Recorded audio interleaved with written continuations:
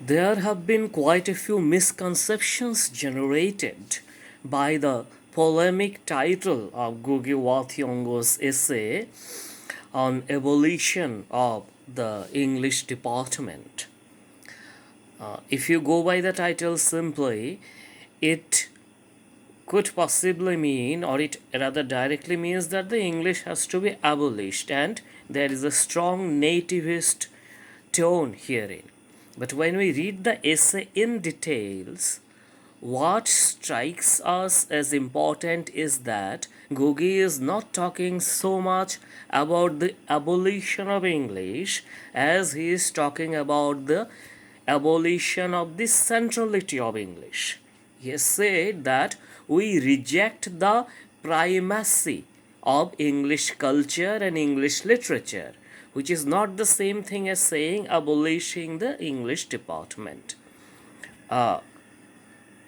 English language altogether. Yeah, the department will be abolished, it will be replaced by, as per his proposal, a department of African literature and languages. I have said on numerous occasions that in this, colonialism in Africa was quite different from that in India. The colonial universities of India very soon started including departments of Indian literatures and languages like Bengali, Hindi, Marathi, etc. Whereas in Africa, uh, the essay under consideration is a comment on a paper presented by the acting head of the Department of English of the University of Nairobi in 1968. As late as 1968, even, there is no Department of African Language or Literature at all, let alone Kenyan, which is, you know, Kenyan or Gikyu, all these native differences or tongues native to Africa, these are not at all there. This was not the same in India. Uh, one reason is we have had a written literature from older times. In fact, the history of Vedic or Sanskrit literature, even written literature, is much, much older than English literature itself, and possibly older than Greek and Latin too. Though it is not the oldest language, definitely, there have been other older languages. Uh, and then written literature too were there. Initially, Vedas were oral traditions, that is why you call them Shruti. Later they were written down exactly when we do not know, but my hunch is that it was done. There are evidences even before the Gupta era. Uh, we'll talk about it in a different occasion, but the thing is that, yeah, it's like that. Corollary to this, or along with this, the Indian quote unquote languages, or what we call Bhasha literature or Deshi literature like Bangla, Hindi, Marathi, Assamese, these also started, say, almost contemporaneously with English literature, if not earlier. In fact, Chaurjapada, the first instance of writing known hitherto in Bangla or Bangla Oriya Assamese combo, you can say Maithili too, and Beowulf, the oldest extant literary piece of English literature or Old English, are contemporary. So both these languages, or all these languages, English on the one hand and Bangla, Assamese, Marathi, etc. on the other hand, are roughly 1000 years old. In written languages, as written languages or written literature. However, writing was not known to Africa before the British came. I am not associating this with any qualitative judgment, but just a factual statement.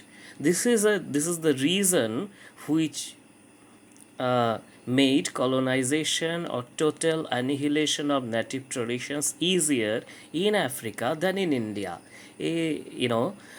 Total annihilation in central India or Indian states where descendants of Sanskrit language or other written languages were there was not possible. This has happened in some of the northeastern states which did not have a written script.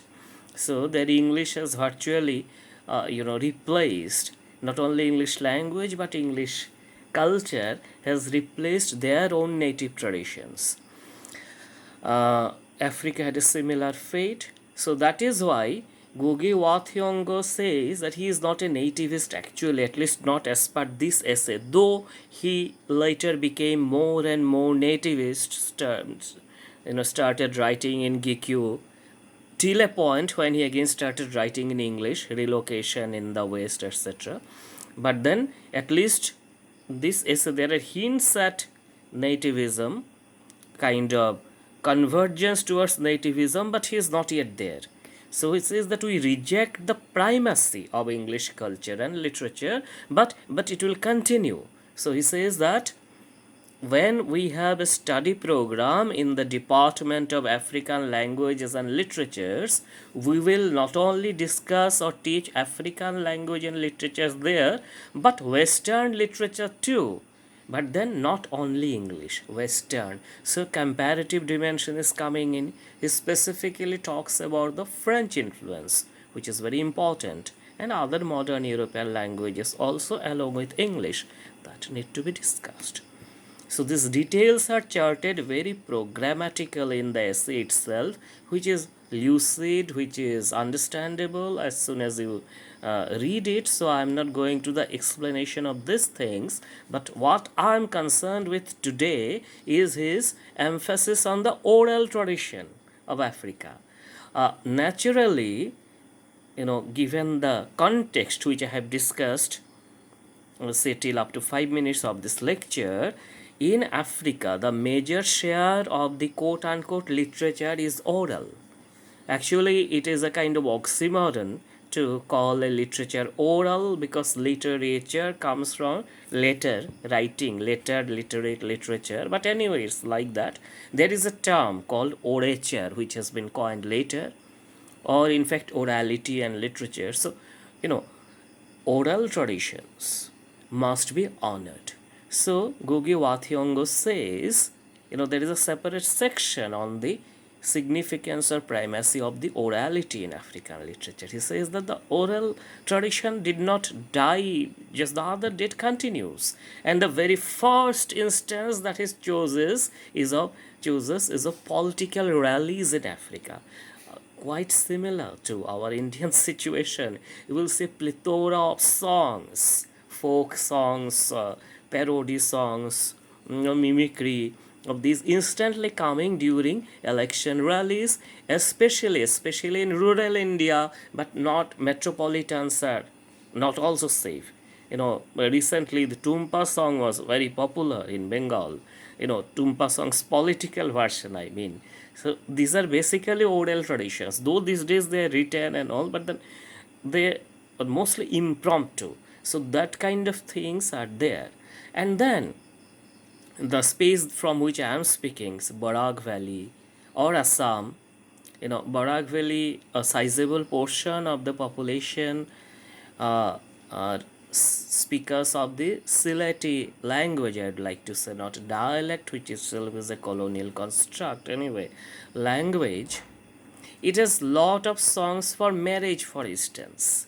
These are known as geets. Earlier, this used to be sung, especially women. They used to sing this, and these are mostly not written by any quote unquote literate person or man. These are the fluent expressions of the cultural exuberance, we can say, of a community or race.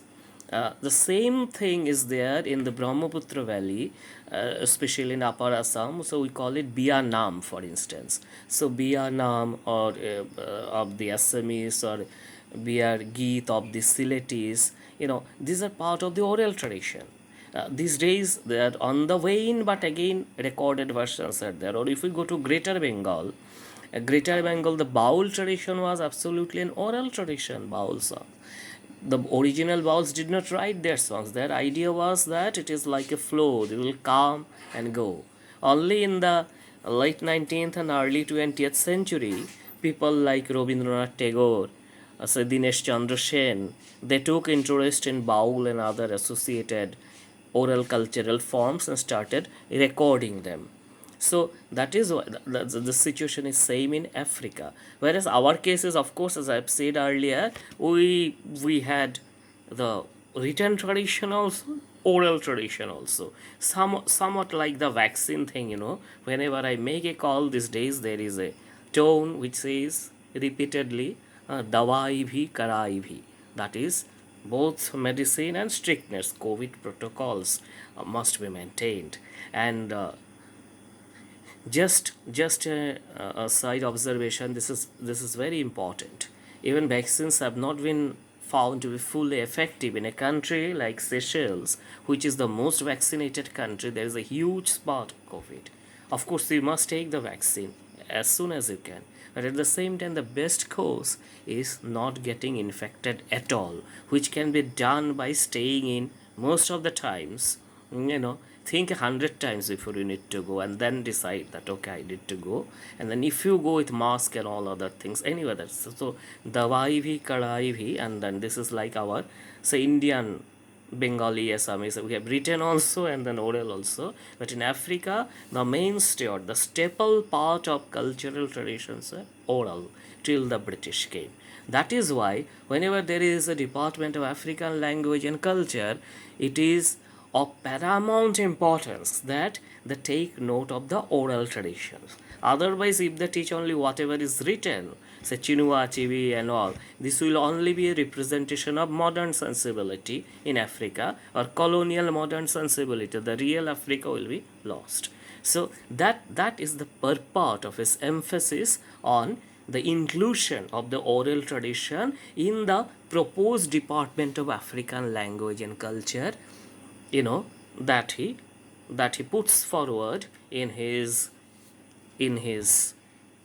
proposal on abolition of the English department. And again, I repeat what was my starting point, that at least as far as this essay is concerned, he is, or Gogi is, not talking actually so much about the obliteration of the English traditions or English language and culture, uh, but a redistribution of the emphasis.